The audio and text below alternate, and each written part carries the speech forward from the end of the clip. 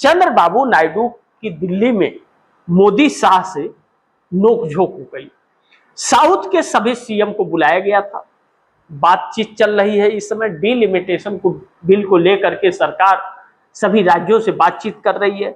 हालांकि 362 सांसदों का अभी तक मोदी सरकार ने जुगाड़ नहीं कर पाया है, इकट्ठा नहीं हुए हैं। और जब जब उस पर चर्चा शुरू होता है तो देश में एक नया आंदोलन तैयार हो जा रहा है, जिसको लेकर के संकट पैदा हो जा रही है सरकार को।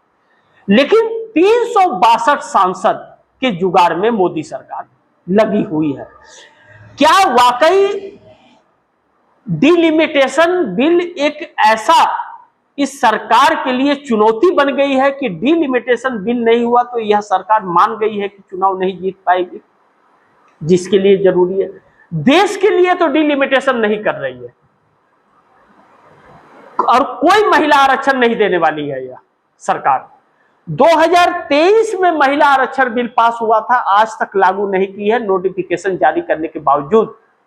और डिलिमिटेशन के पीछे छिप करके, महिला आरक्षण बिल के पीछे छिप करके और यह डिलिमिटेशन बिल पास करना चाहती है संविधान में संशोधन करके। और पूरा विपक्ष इस बात को जानता है और नाम महिला आरक्षण का दे रही है। जो 543 लोकसभा है उसमें 33% दे दो। लोगों के पास रोजगार नहीं है, शिक्षा नहीं है, खाने को नहीं है, महंगाई डबल हो गई और संसद का खर्च यह सरकार बढ़ा रही है। 543 तो अभी लोगों के लिए चुनौती बन गए हैं, 850 सांसद पूरे कर रही है। सोचिए कि वह पैसे कहां से आएंगे, मोदी के घर से आएंगे। जो खर्चा होगा तो कितना देश और पीछे जाएगा।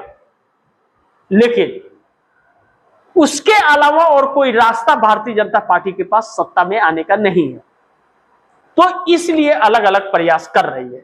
ऐसे में डीएमके के स्टालिन के 22 सांसद हैं, स्टालिन के साथ बैठक की है, शरद पवार के साथ बैठक कर रही है, 8 सांसद हैं। इन 30 सांसदों को लाने की कोशिश कर रही है। लेकिन इन 30 को लाने के चक्कर में चंद्रबाबू नायडू से नोकझोंक हो गई है मोदी की। और चंद्रबाबू नायडू से नोकझोंक ऐसी हो गई है कि अब समर्थन वापसी तक बात पहुंच गई है और चंद्रबाबू नायडू के बेटे नारा लोकेश फंसे हुए हैं और मोदी सरकार डिलिमिटेशन में लगी हुई है। ऐसे में चंद्रबाबू नायडू किसी भी वक्त मोदी सरकार को झटका दे सकते हैं और जैसे ही चंद्रबाबू नायडू झटका दिए तो मोदी का सपना फिर एक बार टूट जाएगा। देखना यह बड़ी महत्वपूर्ण होगा कि नायडू मोदी को सपोर्ट करेंगे या नहीं करेंगे। लेकिन जिस तरह से अमित शाह से बात बिगड़ी है, लगता नहीं कि अब चंद्रबाबू नायडू मोदी को सपोर्ट करने वाले हैं। यानी कि इनकी नीयत अब साफ हो गई है, वह बहुत जल्द सरकार का साथ छोड़ने वाले हैं। इन सब के बीच विशेष सत्र बुलाने की तैयारी में सरकार है। जो डीएमके और एनसीपी के सांसद जो हैं वह इस सरकार को सपोर्ट करेंगे, इस तरह की बात कही जा रही है। कितने में डील हुई, कितना लेन देन हुआ, यह तो वक्त बताएगा। लेकिन सब बिक रहे हैं, सब बिक रहे हैं, इस बात की चर्चा है। और बगैर बिके और लिए यह लोग सपोर्ट देने वाले नहीं है, यह 100% तय है। नहीं तो जिस डिलिमिटेशन बिल का समर्थन नहीं की थी डीएमके, उस डिलिमिटेशन बिल को क्यों सपोर्ट करने जा रही है? जब सत्ता में थी डीएमके तमिलनाडु में, तब तो आंदोलन कर रही थी, सबको बुला कर रही थी कि समर्थन नहीं देना है। और जब सत्ता चला गया तो अब समर्थन देने जा रही है। अब ऐसे में देश के साथ यह नेता जो गद्दारी कर रहे हैं, देश अपना हिसाब करेगा किसके साथ क्या करना है। लेकिन जितना यह नेता गुनाहगार हैं, उससे कम ये इस देश के लोग भी गुनाहगार नहीं है। क्योंकि मोदी सरकार जो 12 सालों से सत्ता में है, क्या इस देश की जनता को यह नहीं लगा कि जो 2 करोड़ लोगों को रोजगार देने की बात कर रहा था, वह बच्चों का पेपर हर महीने लीक हो रहा है और बच्चों को रोजगार नहीं मिल रहा है।